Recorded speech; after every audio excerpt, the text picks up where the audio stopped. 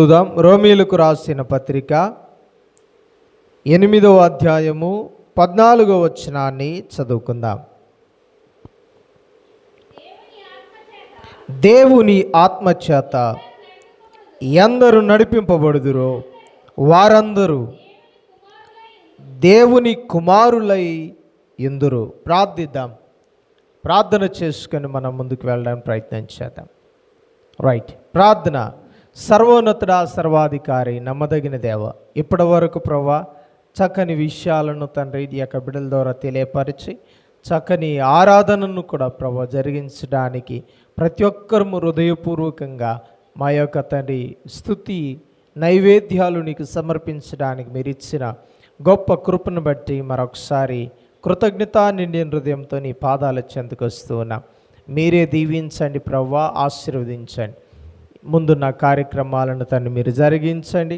నిలబడుతున్న నేను వట్టివాడను, నీ మాటల చేత నన్ను నింపండి. చదవబడిన మాట మా అందరి జీవితాలకు అర్థమయ్యే రీతిగా, మేము అర్థం చేసుకునే రీతిగా నీ వాక్య వర్తమానాన్ని మాకు అందిస్తూ రమ్మని ప్రార్థన చేస్తూ, ఈ దినాన ప్రభువా మీరే మా మధ్య ఉండి ప్రతి ఒక్కరితో మాట్లాడి వారి స్వాభావికమైన లక్షణాలను మార్చుకొని నీలో పరివర్తన చెంది ముందుకు నడిచే భాగ్యాన్ని కృపను అందిస్తూ రమ్మని ప్రార్థన చేస్తూ ప్రభువైన యేసుక్రీస్తు నామంలో ప్రార్థించడి వేడుకొనిచున్నాం పరమ తండ్రి, ఆమేన్.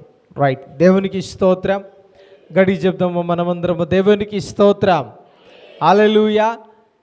ఈ యొక్క దినాన చదవబడిన మాటను మరొకసారి మనము గమనిస్తే చూడండి, ఒక మాట మనం చదివాం, ఆ మాట మరొకసారి చదువుదాం.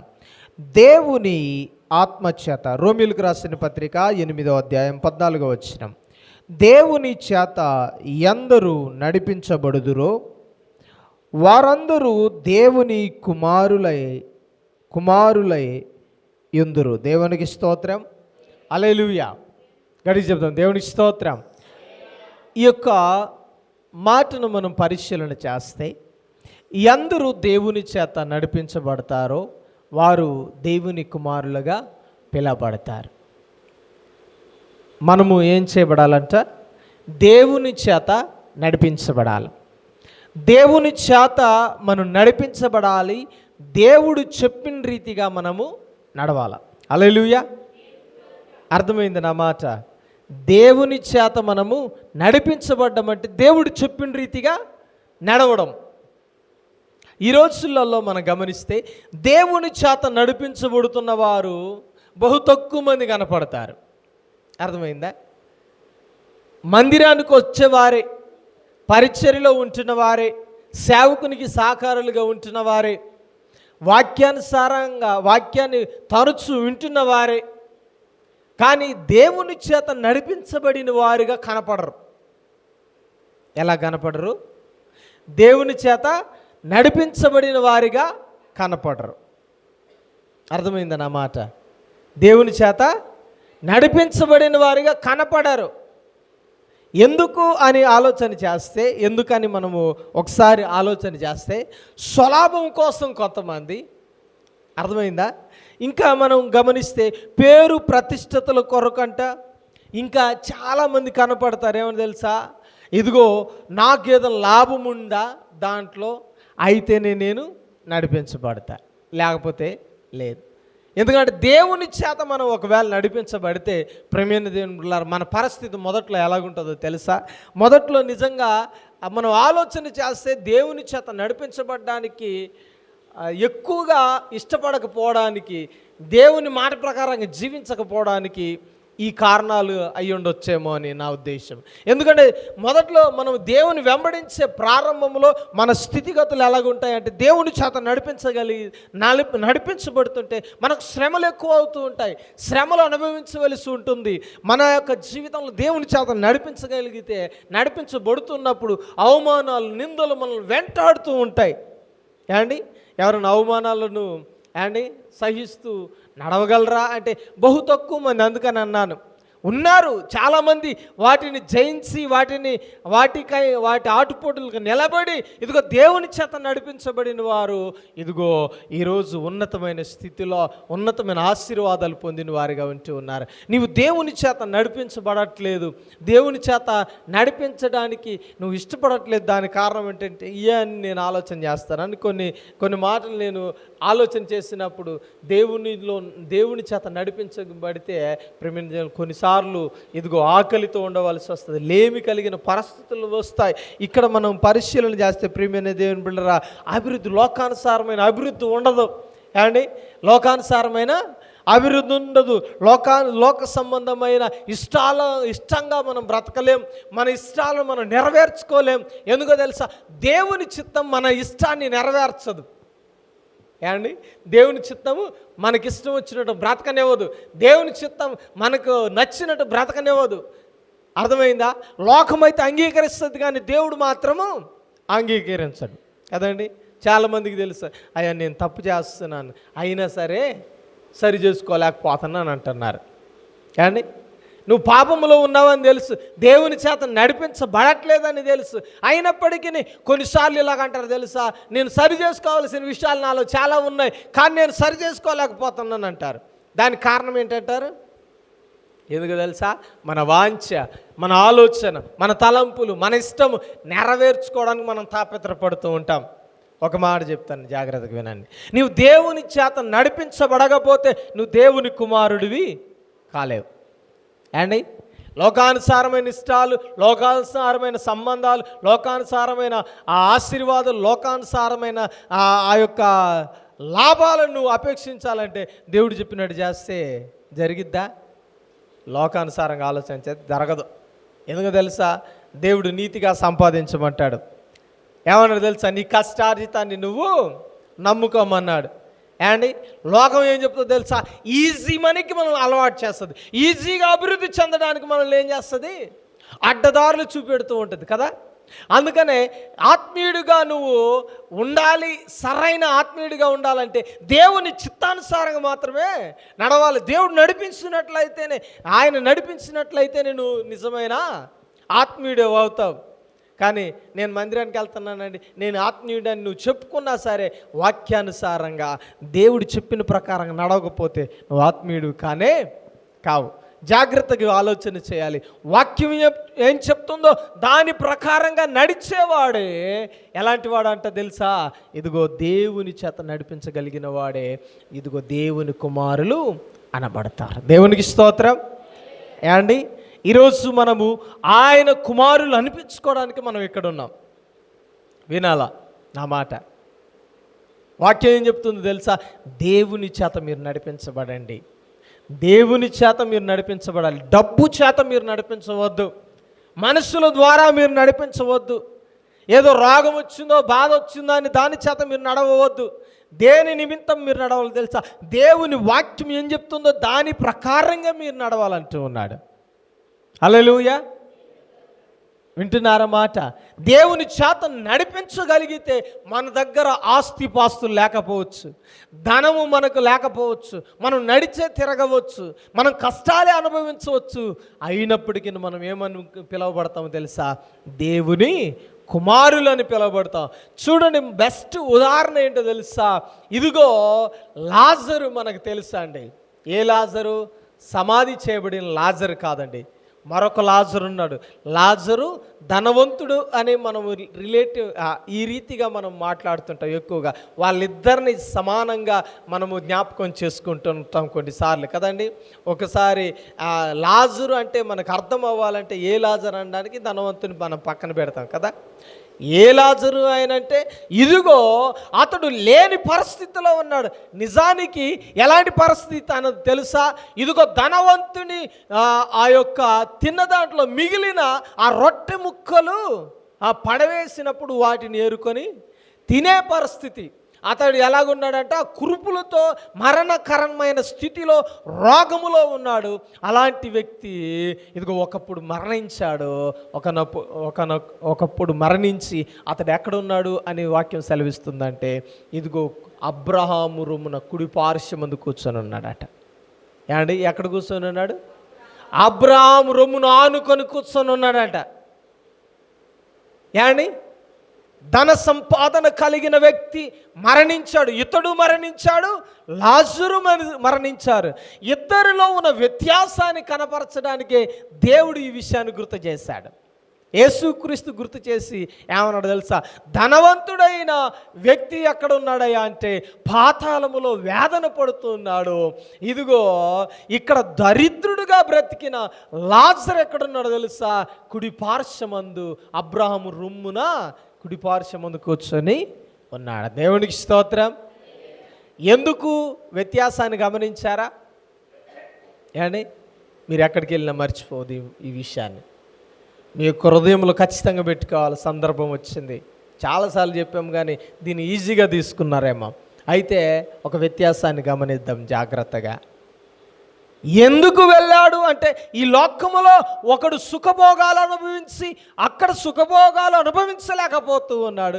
ఒక వ్యక్తి ఇక భూమి మీద దారిద్ర్యాన్ని అనుభవించి ఇదిగో వేదన పడుతున్న స్థితి కలిగిన వ్యక్తి అక్కడేమో సుఖభోగాలు అనుభవిస్తున్నాడు. దానికి కారణం ఏంటో తెలుసా? ఈ ధనవంతుడైన వ్యక్తి ఎలా జీవించాడో తెలుసా? తన ఇష్టానుసారంగా జీవించాడు, అసహించుకుంటూ జీవించాడు.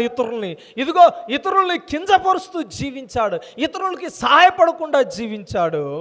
ఇదిగో ఈ వ్యక్తి అయితే భిక్షాటన చేసుకుంటూ తన జీవితాన్ని ఎలాగ పోషించుకోవాలో, ఆ దారిద్ర్యమైన స్థితిలో ఎలాగ నడవాలో తెలియని స్థితిలో కూడా ప్రియమైన దేవుని బిడ్డలారా ఇదిగో దేవుని చిత్తానుసారంగా నడిచాడు. దేవునికి స్తోత్రం.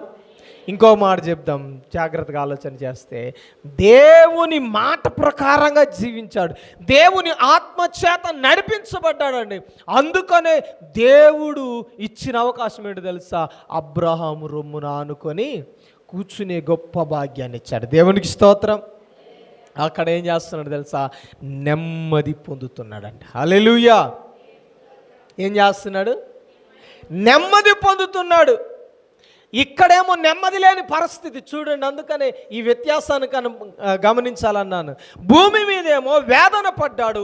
ఇదిగో ఆ యొక్క పరమందేమో ఏం చేస్తున్నాడు తెలుసా? ఆ పరదేశిలో ఏం చేస్తున్నాడు తెలుసా? సుఖభోగాలు అనుభవిస్తూ ఉన్నాడు. ఎలాంటి సుఖభోగాలు అంటే తండ్రి రొమ్మున కూర్చొని ఉన్నాడు. అబ్రహాము తండ్రి రొమ్మున ఆనుకొని ఉన్నాడు. దానికి కారణం ఏంటో తెలుసా? ప్రియమైన దేవుని బిడ్డలారా, దేవుని ఆత్మచేత నడిపించబడ్డాడు. ఈరోజు నీవు కూడా సుఖభోగాలు అనుభవిస్తున్నావా? మంచిదే, దాన్ని నేను తప్పుపడట్లేదు. కానీ నీవు దేవుని చిత్తానుసారంగా నడిపించబడాలి.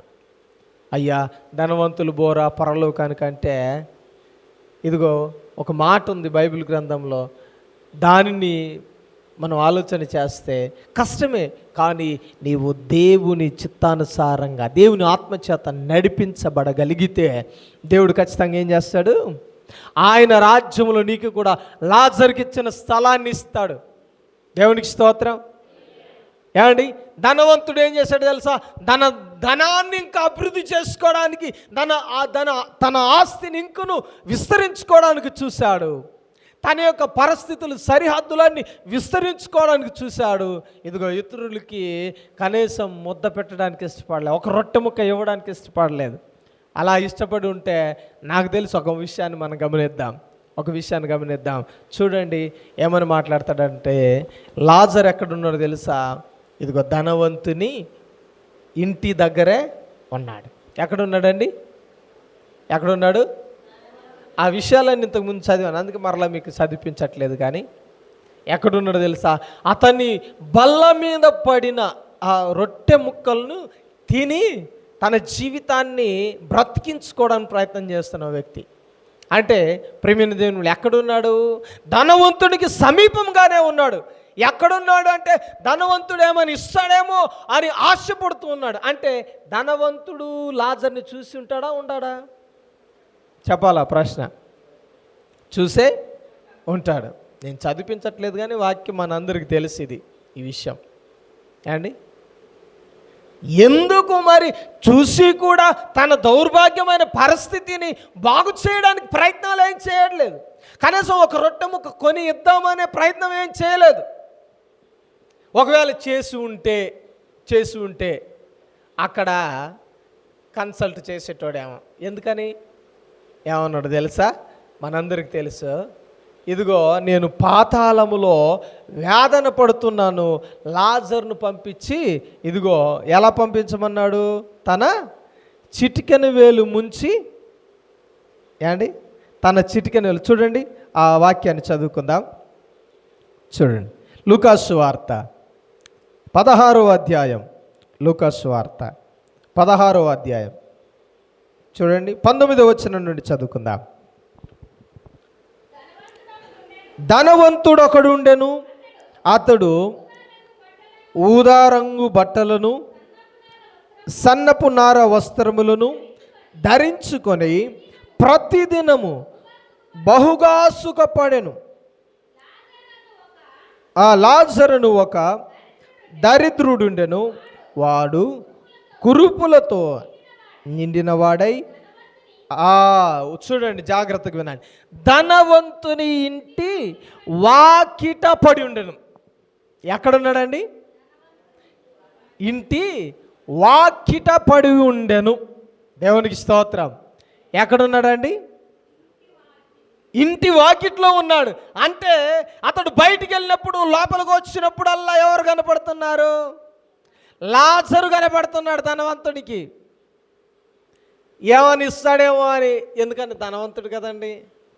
ఏమండి, మీరు ఎప్పుడన్నా చూసారా సిటీలలో ధనవంతుల ఇంట్లోకి వెళ్ళి, అమ్మా ఏమనుంటే పెట్టండి అని భిక్షాటన చేస్తుంటారు కదా, అడుగుతుంటారు కదా, జోలు పట్టుకోనో లేకపోతే ఏదైనా ప్లేట్ పట్టుకోనో, ఏమండి వస్తూ ఉంటారు, అయ్యా ఏదైనా ఇవ్వండి అని. కొంతమంది ఇలాగే ధనవంతుడిలాగా కనికరం లేకుండా, పో బాబా మా ఇంటి దరిదాపులు కూడా రాకు అని. అదండి, ఒకవేళ అతడు గేటు తీసి వచ్చి గుమ్మం దగ్గర వచ్చాడు అనుకో, ఏం చేస్తారు తెలుసా? వాచ్మెన్ పిలిచి, ఏమండి 2-3 దెబ్బలు పడి అప్పుడు బయటికి వెళ్ళాల్సి వస్తుంది. అండ్ ఖచ్చితంగా అతన్ని కొడతారు, అతన్ని ఈడ్చుకెళ్తారు. ఆయన కుక్కని ఈడ్చుకెళ్ళినట్టు, అసలు ఎవర్రా నేను లోపలికి రమ్మన్నది కదా. అలాంటి పరిస్థితులు లాజరు అనుభవిస్తున్నప్పుడు ఈ ధనవంతుడు ఏం చేశాడు తెలుసా? కనికరించలేదు. అందుకనే చూడండి, అందుకని ఒక మాట అంటూ ఉన్నాడు, ఇంత వేదన పడి ఎక్కడున్నాడంటే, ఇదిగో అబ్రహాము అతని రొమ్మున ఆనుకొని లాజరు ఉన్నాడు. ఎక్కడున్నాడు? అబ్రహాము రొమ్మున ఆనుకొని కూర్చొని ఉన్నాడండి. అతని రొమ్మును ఆనుకున్నాడు. అంటే దేవుడు సుఖాన్ని ఇవ్వడానికి లాజర్ని అక్కడికి తీసుకొని వెళ్ళాడు. దేవునికి స్తోత్రం. చూస్తున్నట్లయితే కింద ప్రియమైన దేవుని బిడ్డలారా చూడండి ఇంకొక మాట, 24వ వచనం. తండ్రివైన అబ్రహామా నా యందు కనికరపడి. ఎవరంటున్నారు ఈ మాట? ధనవంతుడు అంటూ ఉన్నాడు. చూడండి, నా యందు కనికరపడి, చదవండి, తన వేలి కొనను నీళ్ళలో ముంచి నా నాలుకను చల్లార్చుటకు. ఏమంటున్నాడు చెప్పాలా? యాండి లాజర్ను పంపమంటున్నాడు. ఏమని? తన వేలు కొనను ఎక్కడ ముంచాలంట? నీళ్లలో ముంచి ఏం తీసుకురావాలంట? నాలుకను చల్లార్చడానికి, నీళ్లు తీసుకురావడానికి నీళ్లు పంపించమంటున్నాడు. ఎవరి చేత? లాజర్ను చూసినప్పుడు ఏమన్నాడండి? అసహించుకున్నాడు. ఎందుకో తెలుసా? తన కురుపులను చూసి అసహించుకొని కుక్కలు నాగుతున్నాయి. అరే ఈయన బయటికి ఈడ్చేయండి రా అని ఎన్నిసార్లు చెప్పుకుంటాడు. అయినా సరే వినకుండా లాజరు తన ఇంటి ముందరే ఉండొచ్చు. ఈరోజు కనికరపడలేదండి. దేవుని చేత నడిపించబడ్డాడు కాబట్టి అక్కడ ఎన్నో వేదనలు, అవమానాలు, నిందలు భరించిన ఆ లాజరుకు ప్రియమైన దేవుని బిడ్డలారా అబ్రహాము రొమ్మును ఆనుకొని ఉండే కృపను దేవుడిచ్చాడు. దేవునికి స్తోత్రం. ఈరోజు ధనవంతుడు ఎలాగున్నాడో తెలుసా? ధనవంతుడు యాతన పడుతూ ఉన్నాడు. ఇక్కడ మాత్రం తన ధనాన్ని చూసి, ధన సంపాదన చూసి, తన ఆస్తులను చూసి ఏం చేస్తాడు తెలుసా? ఆ లాజర్ను అసహించుకుంటున్నాడు. అక్కడ మాత్రం ఆ కురుపులు కలిగిన ఆ లాజర్ని ఏమడుగుతున్నాడు? నీళ్ళు అడుగుతున్నాడు. పరిస్థితి చూసారా? పూర్తిగా డిఫరెంట్ అయిపోయింది, పూర్తిగా మారిపోయింది, పూర్తిగా వ్యత్యాసంగా మారిపోయింది. అందుకనే ఇంకొక మాట చెప్పాలంటే, మన భాషలో చెప్పాలి, తిరగలబడ్డది అనమాట. ఏండి? బోర్ల బొక్కలు తిరగలబడ్డదన్నమాట. ఇక్కడ ఎలాగున్నాడో లాజరు అంతకంటే దారుణంగా అక్కడ ధనవంతుడు మారిపోయాడు. ఈరోజు ప్రియమైన దేవుని బిడ్డలారా, అందుకని నీవు దేవుని చేత నడిపించబడకపోతే ఏండి ఎక్కడ అంటున్న మాట ఏంటి తెలుసా, అతడేమో నెమ్మది లేని పరిస్థితిలో యాతన పడుతూ ఉన్నాడు, ఇతడేమో నెమ్మది పొందుతున్నాడు. దేవునికి స్తోత్రం. ఈరోజు మనకు కలిగిన దాన్ని బట్టి మనం గర్వించవద్దు, మనకు లేని దాన్ని బట్టి మనము ఏడవవద్దు. అర్థమైందా? మనం ఏడుపులు ఎక్కువ మనకి, ఊరికి మీదకు నాకిల్లే. అర్థమైందా? వాళ్ళకుంది, నాకే లేదు, ఎట్ట సంపాదిస్తున్నారు. అందుకని దేవుని చేత నడిపించబడాలా. దేవుని చేత నడిపించబడగలిగితే నువ్వు, లేకపోయినా దేవుడు నీకు నెమ్మదినిస్తాడు. ఇక్కడ యాతన పడుతున్నావా, ఇక్కడ వేదన పడుతున్నావా, నిందలు అవమానాలు భరిస్తున్నావా, అయితే భరించు. ఎంతవరకు భరిస్తావో తెలుసా? ఎంతవరకు భరిస్తావో తెలుసా? నీవు మరణించేంతవరకు భరించాలి. నీవు బ్రతికున్నంత కాలము భరించాలా. ఎవరి మీద భారం మోపి? దేవుని మీద భారము మోపి నువ్వు భరించాలి. కొంతమంది భరించలేకపోతున్నారు, అత్త అన్న మాటకు భరించలేకపోతున్నారు, కోడలన్న మాటకు భరించలేకపోతున్నారు, అండి తల్లిదండ్రులు అన్న మాటలకు భరించలేకపోతూ ఉన్నారు. అర్థమైందన్న మాట ఏమండి? ఒకరినొకరు భరించలేకపోతున్నారు. భర్త భార్యనన్నప్పుడు భరించలేకపోతున్నారు, భార్య భర్తనన్నప్పుడు భరించలేకపోతున్నారు, బిడలన్నప్పుడు భరించలేకపోతున్నారు. భరించలేక ఏమవుతున్నారు తెలుసా? ఆత్మహత్య చేసుకుంటూ ఉన్నారు. ఏం చేసుకుంటున్నారండి? ఆత్మహత్యలు చేసుకుంటూ ఉన్నారు. ప్రపంచంలో చూస్తే ఆత్మహత్యలు మనం ఎందుకు జరుగుతున్నాయో తెలుసా? ఇదిగో నా గుండెను బద్దలు చేసే అంత మాట అన్నాడండి, ఇదిగో నాకు అవమానం కలిగించే పని చేశాడండి, ఇదిగో నన్ను ఎంతగానో 10 మందిలో పెట్టి నా పరువత తీసేశాడండి, నాకు అవమానాన్ని తెచ్చిపెట్టారండి, నేను బ్రతకలేను అని చెప్పి ఏం చేస్తున్నారు? చనిపోతున్న వారు ఉన్నారు. అయితే నీ భారాన్నంతటిని దేవుని మీద మోపి నువ్వేం చేయాలి తెలుసా? నీవు దేవుని ఎడల నమ్మకం కలిగి సహించగలిగితే దేవుడు ఏం చేస్తాడు తెలుసా? తన ఆత్మ ద్వారా నిన్ను నడిపిస్తాడు. దేవునికి స్తోత్రం. అప్పుడు నువ్వేమవుతావు తెలుసా? తన కుమారులుగా అనబడతావు, తన కుమార్తెలుగా అనబడతావు. దేవుడు కోరుకునేది అదే, నిన్ను తన కుమారులుగా కుమార్తెలుగా చేయడానికే ఆయన తన యొక్క మహిమను విడిచి భూమి మీదకి వచ్చి నిన్ను తన యొక్క రక్తము ద్వారా కడిగి నిన్ను పరిశుద్ధపరిచేది. అందుకనే ఇది మనం గుర్తెరగక మన ఇష్టానుసారమైన జీవితంలో మనకు నచ్చిన త్రోవలో మనం నడుస్తూ ఉన్నాం. ఏమండి? ఇష్టం వచ్చిన టయానికి వస్తున్నాం కదండి. ఏమండి? ఈరోజు చూస్తూ ఉన్నాను, నేను వచ్చిన కారణండి ఎవరు సమయానికి రావట్లేదండి. 10 గంటల కన్నా వస్తారేమో అని చూస్తుంటాను. 10 గంటలు 10 అయినా పత్తా ఉండదండి. కూలికి 10 గంటలకు వెళ్తారక్క, ఏం చేస్తాడు? ఇంకోసారి నేను రానేవాడు కూడా రానేవాడు. అసలు చేనులో కూడా అడుగు, అక్క నేను వస్తాను అక్క అంటాడు. అంటావు నువ్వు. అన్నప్పుడు అక్క చూస్తుంది, ఒకరోజు చూస్తుంది, 2 రోజులు చూస్తుంది, 3 రోజులు చూస్తుంది. ఇక 4వ రోజు నుండి ఎవరు లేకపోయినా పర్లేదు కానీ దాన్ని మాత్రం పిలవద్దు అంటారు. ఎవరు లేకపోయినా పర్లేదు కానీ వాడిని మాత్రం తీసుకెళ్ళదురా నాయన. వాడు ఇష్టం వచ్చిన టయానికి వస్తాడు, ఇష్టం వచ్చిన టయానికి వెళ్ళిపోతాడు. ఏమండి? 300 ఇచ్చే కూలికే ఎంత జాగ్రత్త పడితే మరి నీవు కుమారులుగా అనిపించబడాలంటే నువ్వు ఎలాగుండాలా? రాత్రి నుండి సిద్ధపడవచ్చుగా. ఏమండి? ఎందుకు తెలుసా? లెక్కలేదు మనకి. ఏమండి? లెక్కలేదు. చచ్చాక వచ్చేది ఎందుకండి మాకు? బయట వాళ్ళు అంటున్నారు అనుకుంటున్నారు అంతా. సువార్త చెప్పేటప్పుడు కూడా ఇలాగ చెప్తూ ఉంటాం. ఏమని తెలుసా? చచ్చినప్పుడు వచ్చేది ఎందుకని ఆలోచన చేస్తున్నారేమో, అదే మనకు ముఖ్యమని ఇతరులకు చెప్తూ ఉంటాం. కానీ మనకు మాత్రం ఆ లెక్కాపత్రం ఉండదు. ఉంటుందా? జాగ్రత్త. నీ లెక్కంతా దేవుని చేతిలో ఉంది. ఏమండి? నీ లెక్క అంతా ఎవరి చేతిలో ఉంది? ఏ టయానికి వచ్చావో. ఏమండి? స్కూల్కి వెళ్తే 9 గంటలకల్లా స్కూల్కి రమ్మంటారు. రాకపోతే ఏం చేస్తాడు తెలుసా? వెంటనే ఆబ్సెంట్ వేసేస్తాడు. నువ్వు 10 గంటలకు పోయి వచ్చాను అయ్యగారు, వచ్చాను సారు అంటే కుదరదు. పిల్లలు అంటారా? 2 దెబ్బలు వేసి ఒకసారి కూర్చోబెడతాడు, 2 సార్లు కూర్చోబెడతాడు, 3వసారి అసలు రావద్దని నేను మానిపించండి అంటాడు. ఈరోజు మన జీవితాల్లో లెక్కలేనిది ఎక్కడయ్యా అంటే, మనకు విలువ లేనిది ఎక్కడయ్యా అంటే మందిరమే అండి, చర్చే కదా. ఎప్పుడు వచ్చినా అయ్యగారు అడగడు, అడిగినా నీకెందుకంటే వచ్చామా లేదా, కానకెట్టామా లేదా చూసుకొని లెక్క చూసుకొని జేబులు పెట్టుకొని పో అంటారు. అంతేనా? అంతేనాక చెప్పాలి మీరు, అంతేనా కదా? అదే ఉద్దేశం ఉంది మన జీవితాల్లో. కానీ ధనవంతుడు అంతే లెక్క లేకుండా జీవించాడు. ఆ ధనవంతుడు లెక్క అవుతామంటే నేనేం చేయలేను దానికి. మహాప్రభు చెప్పాను వినలేదంటాను నేను. ఎక్కడికి వెళ్ళి ఆయన దగ్గరికి వెళ్ళి ఆడు మామూలోడు కాదండి, చెబితే పాస్టర్ని కూడా లెక్క చేసేటోడు కాదు. అంటే నాకున్న పలుకుబడి ఏమనుకుంటున్నావు, నాకున్న రాజకీయ బలం ఏమనుకుంటున్నావు, అసలు నాకున్న ధన సంపాదన ఏమనుకుంటున్నావు, అసలు నేను ఎలాంటినో తెలుసా అని ఎన్నిసార్లు వీగారు. మరి ఏం చేశానయ్యా అని నేను సేవకుడు అంటాడు. అంతేనా? ఈరోజు మన జీవితాల్లో నేను ఒక మాట అంటాను, నువ్వు లెక్కలేనితనంగా దేవుని చేత నడిపించబడకపోతే నువ్వు దేవుని కుమారుడుగా అనబడవు, దేవుని కుమార్తెలుగా పిలవబడరు. అది దేవుని యొక్క ఉద్దేశం ఏంటయ్యా అంటే నువ్వు కుమార్తెగా కుమారుడిగా పిలవబడాలని ఆయనకు ఉద్దేశం. అందుకనే ఆయన అంటున్న మాట ఏంటో తెలుసా, ఎదుగో నువ్వు దేవుని ఆత్మచేత నడిపించబడాలి. ఏమండి? అంతేనా?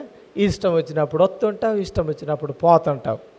అండ్ వాక్యం వినవు, పాట పాడవు, చప్పట్లు కొట్టవు, దేవుని మహిమపరచవు. ఎందుకు అంటే ఇంతే నా జీవితం. వచ్చామా పోయామా అటెండెన్స్ వేయించుకొని అయ్యగారికి టాటా చెప్పి వచ్చామా, ఇదే.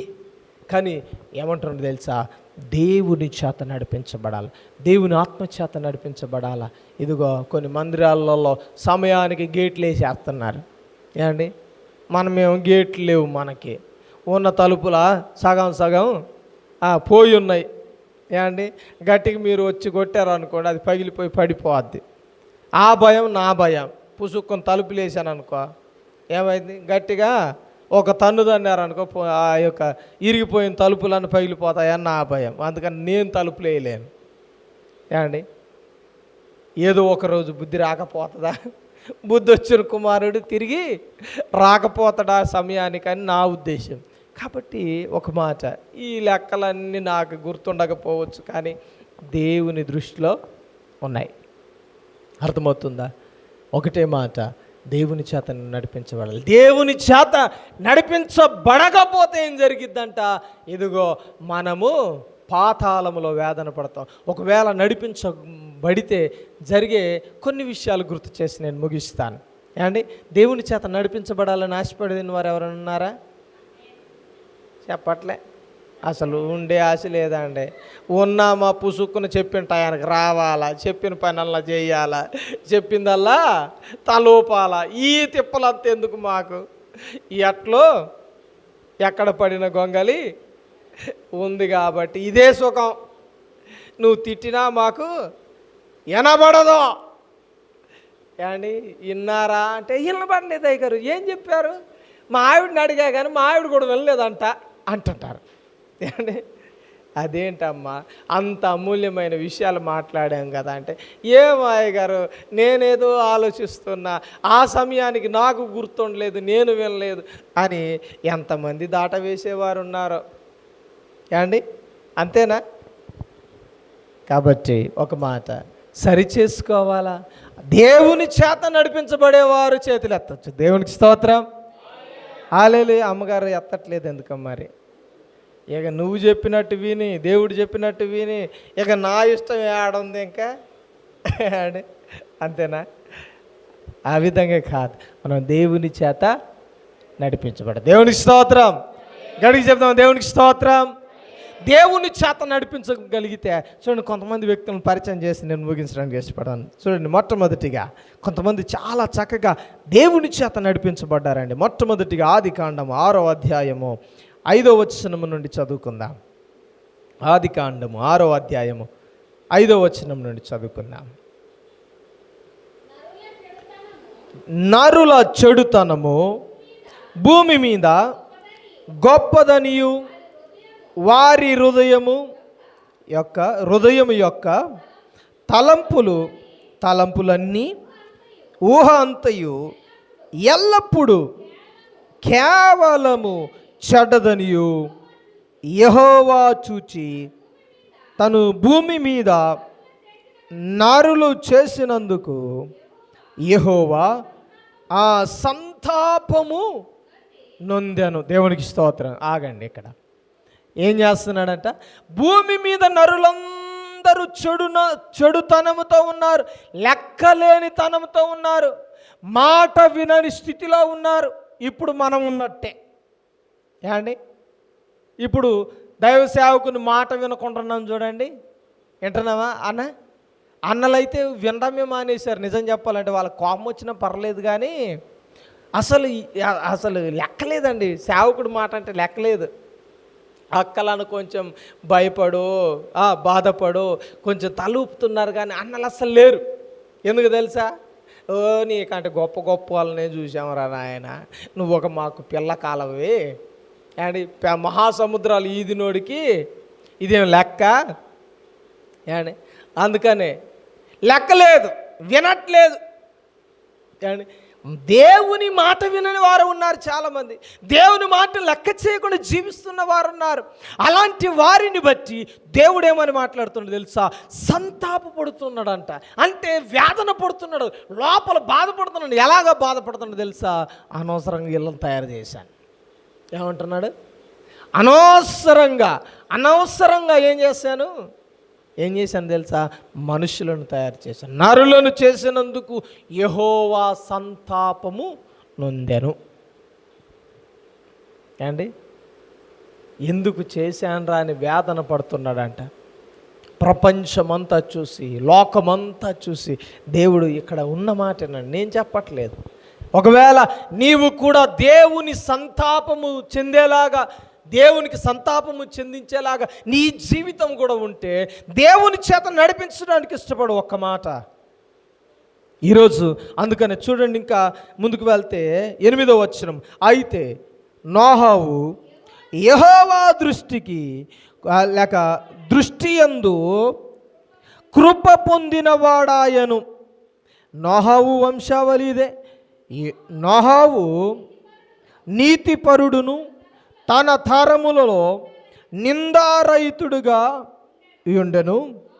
నోహవు దేవునితో కూడా నడిచినవాడు. దేవునికి స్తోత్రం. అర్థమైందా? చక్కని మాట విన్నాడు, చూసినప్పుడు ప్రపంచమంతా పాడైపోయిన స్థితి, లోకమంతా నశించిపోయిన స్థితి, లోకమంతా వ్యర్థమైపోయిన స్థితి, అలాంటి స్థితిని చూసి దేవుడు సంతాపపడుతూ ఉన్నాడు. దేవుడేమో వేదన పడుతూ ఉన్నాడు. దేవుడేమో ఎందుకు తయారు చేశానురా మనుషులను, ఎందుకు సృష్టించానురా అని బాధపడుతున్న తరుణంలో ఒక్క వ్యక్తిని చూసినప్పుడు దేవుని హృదయము ఏమైందో తెలుసా? ఒక్కసారిగా సంతోషముతో నింపబడిందండి. దేవునికి స్తోత్రం.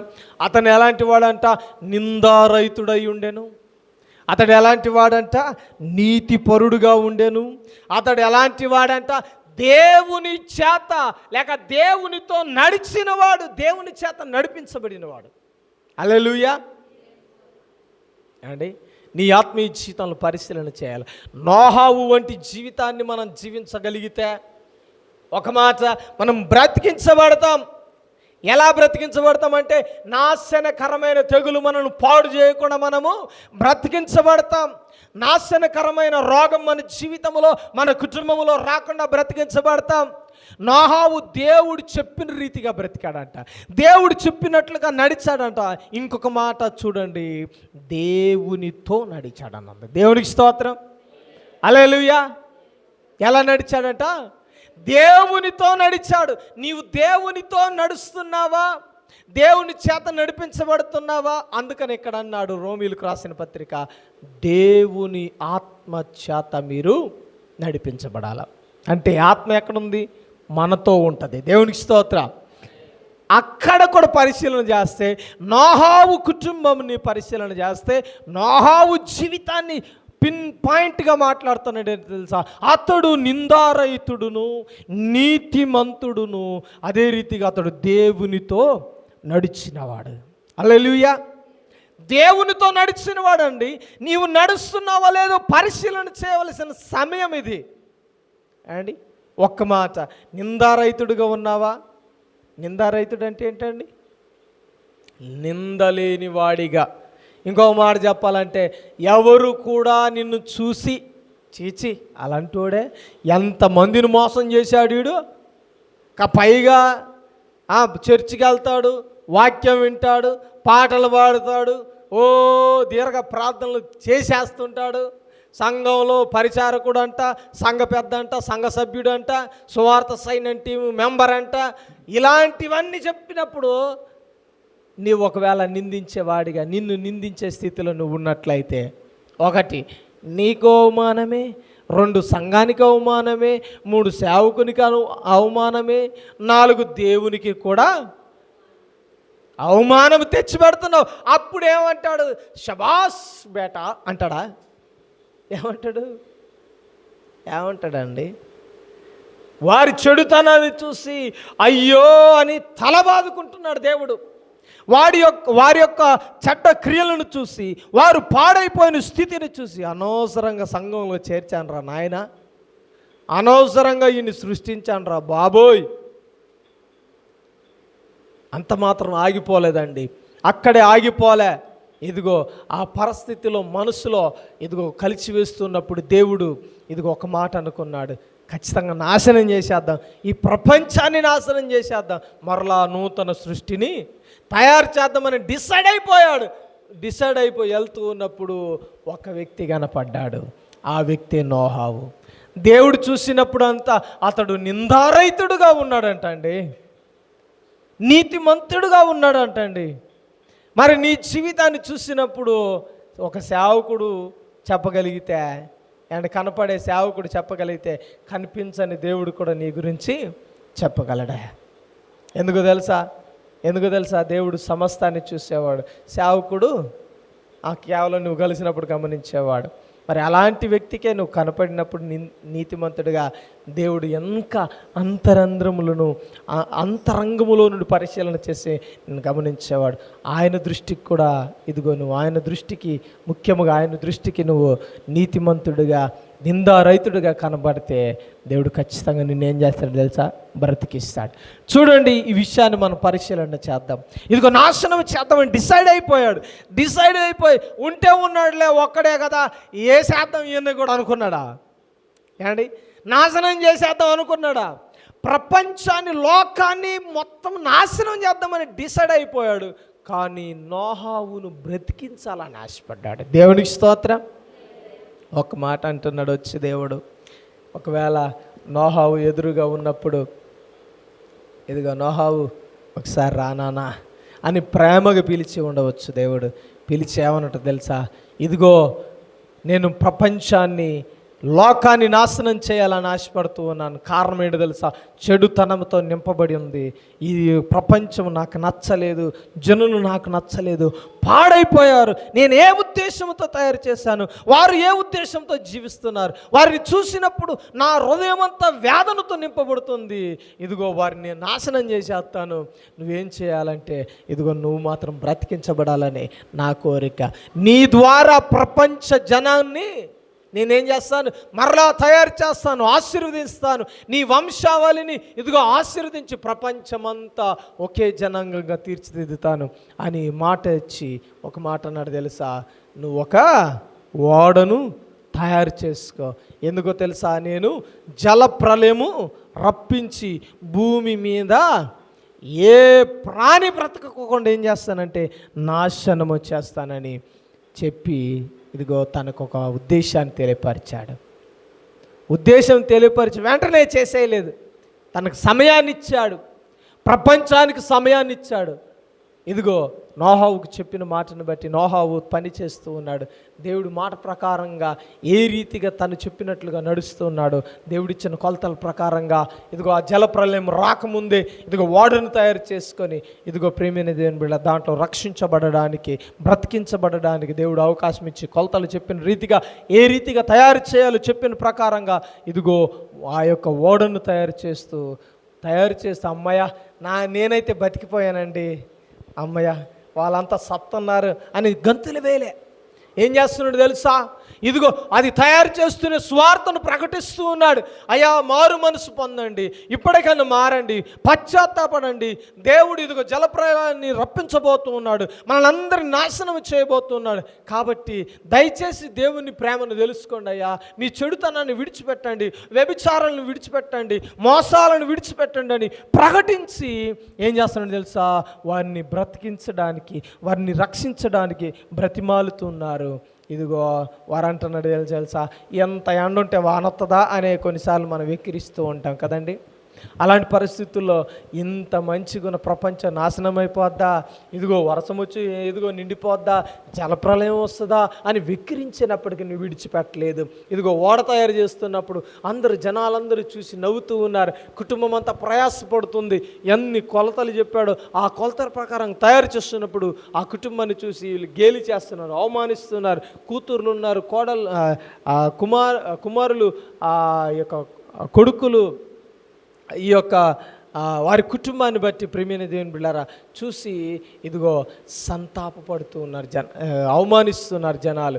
కానీ ఆ పరిస్థితులను చూసి, వారు వెక్కిరించే ఆ యొక్క పరిస్థితిని చూసి నోహవు బాధపడుతున్నాడు. ఎందుకో తెలుసా? ఇప్పటికైనా తెలుసుకోవట్లేదు, ఇప్పటికైనా సత్యాన్ని గ్రహించట్లేదు, దేవుని మాటను వినట్లేదు. ఈరోజు మన ఆత్మీయ జీవితంలో ప్రియమైన దేవుని బిడ్డలారా ఒకసారి ఆలోచన చేయాలి. ఇలాంటి పరిస్థితుల్లో నుండి, జల ప్రళయములో నుండి తప్పించబడింది ఇదిగో దేవుని చేత నడిపించబడిన వ్యక్తే. దేవునికి స్తోత్రం. అయినా సరే ఇదిగో లోకము గేలి చేస్తున్నప్పటికీ దాన్ని దేవుని మాట ప్రకారంగా తయారు చేసి ప్రియమైన దేవుని బిడ్డలారా జలప్రలయం రానే వచ్చింది. ఇదిగో మనుషులందరూ చనిపోయే పరిస్థితి వచ్చింది. ఇదిగో ఆ సమయంలో ఇదిగో తయారు చేసిన తర్వాత నోహవు కుటుంబం మాత్రమే బ్రతికించబడింది. ప్రపంచమంతా ఏం చేయబడిందండి? ఏం చేయబడిందంటే తుడిచివేయబడిందండి, తుడిచిపెట్టబడింది. దాదాపు ఎంతమంది బ్రతికించబడ్డారు అని గమనిస్తే 8 మంది బ్రతికించబడ్డారు. ఈరోజు మన ఆత్మీయ జీవితాల్లో ప్రియమైన దేవుని బిడ్డలారా మనందరికీ తెలుసు, ఈ యొక్క ఓడను కట్టే విధానము, దాని పరిస్థితులన్నీ మనకు తెలుసు. దేవుడు తెలియపరిచాడు. ఆ విషయాలన్నిటిని విడిచిపెట్టి ఇదిగో లోకం తిరిగింది. కానీ నోహవు దేవుని మాట ప్రకారంగా జీవించాడు. దేవునికి స్తోత్రం. అందుకనే మొదటి విషయం ఏంటో తెలుసా? దేవుని చేత నువ్వు నడిపించబడితే, దేవుని ఆత్మ ద్వారా నువ్వు నడిపించగలిగితే, నువ్వు ఇదిగో ఎలాంటి ప్రళయాలు నీ మీదకి వచ్చినా నువ్వేం చేయబడతావు తెలుసా? బ్రతికించబడతావు. ఏమవుతావో తెలుసా? ఇదిగో రక్షించబడతావు. ఈరోజు చెప్పబడుతున్న ఈ వాక్యము నువ్వు వినగలిగితే, విని నీ యొక్క హృదయంలో భద్రము చేయగలిగితే నువ్వేం చేయబడతావు తెలుసా? బ్రతికించబడతావు. లేదులే ఎన్నో చెప్తారు అని దులుపుకొని పోతే అండి, అర్థమైందా? ఈరోజు మనం అనుకున్నట్టే ఆ రోజు ప్రజలు అనుకున్నారు, లోకం అనుకుంది. రెండో రాకడ వస్తుంది అని చెప్తున్నాడు అయ్యగారు. ముందు ఆ రాకడలో నిజంగా సేవకుడు ఎత్తబడతాడా లేకపోతే అయ్యగారు ఆయన వెళ్తాడా అని మీరు హృదయాల్లో ప్రశ్నించుకొని ఆలోచన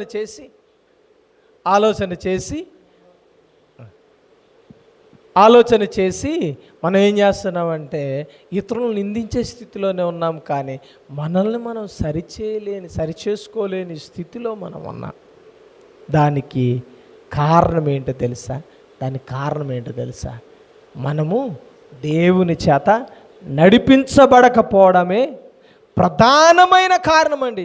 దేవుని చేత నడిపించబడకపోవడమే దానికి ప్రధానమైన కారణం. నశించేటప్పుడు, పాడైపోయేటప్పుడు అప్పుడు మీరు అరిచి గోల చేసిన ఉపయోగము లేదు. అందుకనే ఒక మాట చెప్తూ ఉన్నాడు, ఇదే అనుకూల సమయం, రక్షణ దినం. నువ్వు రక్షించబడి ఈరోజే ఆ మాటను విని ఈరోజే నీ యొక్క బుద్ధిని మార్చుకొని దేవుని మాట ప్రకారంగా జీవించగలిగితే నోహవు చెప్పిన రీతిగా, అయ్యా నాతో వస్తే బ్రతుకుతారు, ఇదిగో దేవుడు నాతో చెప్పాడు, ఆ మాట ప్రకారం మీరు బ్రతికించబడతారు. ఇదిగో ఈరోజే నా మాట వినండి అని చెప్పినప్పుడు వింటే బాగుపడతారు. ఆ మాట ప్రకారంగా బ్రతికించబడతారు. ఈరోజు ఆ మాటను లెక్క చేయకుండా ప్రజలు ఉన్నారు, చెడుతనముతో నింపబడి ఉన్నారు, అందుకని పాడైపోయారు, నశించిపోయారండి. ఇదిగో జలప్రలయం వచ్చినప్పుడు వీరు సంతోషంగా బ్రతికించబడుతూ ఉన్నారు, వేదన కలిగి వారు ఏం చేస్తున్నారు, నశించిపోయారు. కాబట్టి ఒక మాట జాగ్రత్తగా ఆలోచిద్దాం. ఇప్పటికైనా మించిపోయింది లేదు, వాక్యం మనకు చెప్తుంది.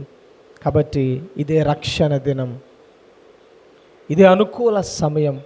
ఈరోజు నీ యొక్క హృదయములో ఈ మాటను తెచ్చుకో. అయా, ఇప్పటి వరకు చేసిన ప్రతి తప్పిదాన్ని క్షమించి నీవిచ్చిన పిలుపు ఇదే రక్షణ దినం, అనుకూల సమయం అంటున్నావు. దాన్ని బట్టి నేను రక్షించబడడానికి ఇష్టపడుతున్నానయ్యా.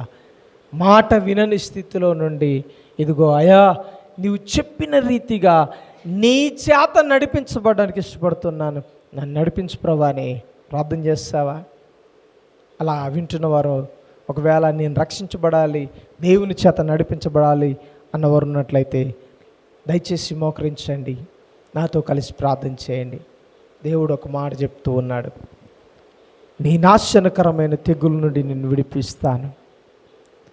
నువ్వు మాట ప్రకారంగా జీవించగలిగితే, వాక్య ప్రకారంగా చెప్పిన ప్రకారంగా జీవించగలిగితే, నీ బుద్ధిని నువ్వు మార్చుకోగలిగితే బ్రతికించబడతావు.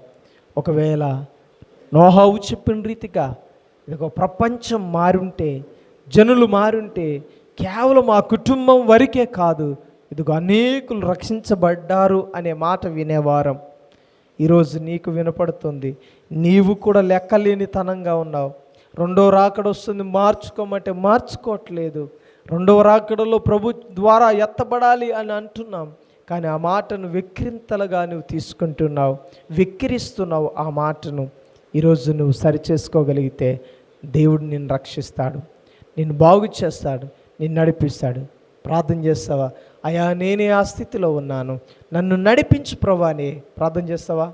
రెండు చేతులు ఎత్తి నీ రెండు చేతులు దేవుని వైపు చూపించు. ప్రభువా, ఆధారం ఏమీ లేదు ఈ లోకములో, నీవే నాకు ఆధారము, నన్ను నడిపించు ప్రభువా అని ప్రార్థన చేస్తావా? ప్రార్థన చేసుకుందాం. మహోన్నతుడా, సర్వాధికారి, సర్వసృష్టికర్త, ఈరోజు మీరు మాట్లాడారు ప్రభువా. ఇది ఆత్మ ద్వారా నడిపించబడిన వారు, దేవుని ఆత్మ ద్వారా నడిపించబడిన వారు తన కుమారులుగా కుమార్తెలుగా అనబడుదురు అని మాట్లాడారు. నిజంగా ప్రభువా, నీ కుమారులుగా అనిపించడానికి, అనుకోవడానికి, నీ కుమారులుగా చేయబడడానికి ప్రభువా, నీ ఆత్మ ద్వారా మేము నడిపించబడాలనే విషయాన్ని గుర్తెరిగాం. ఈరోజు సరిచేయండి ప్రభువా. ఈరోజు మమ్మల్ని బాగు చేసి నీ ఆత్మ ద్వారానే మమ్మల్ని నడిపించండి ప్రభువా, మమ్మల్ని బ్రతికించండి దేవా. ఈరోజు ప్రతి ఒక్క బిడ్డను నీ మాట ప్రకారంగా నడిపించి ముందుకు కొనసాగింప చేయమని ప్రార్థన చేస్తూ, ఇది నాన్న ప్రభు విన్న వాక్యాన్ని వ్యర్థంగా విడిచిపెట్టక నోహావు వలె ఇతరులకు ప్రకటిస్తూ తమను తాము రక్షించుకునే భాగ్యాన్ని, కృపను దయచేస్తూ రమ్మని ప్రభువైన యేసుక్రీస్తు నామములో ప్రార్థించి అడిగి వేడుకొనుచున్నాం పరమ తండ్రి.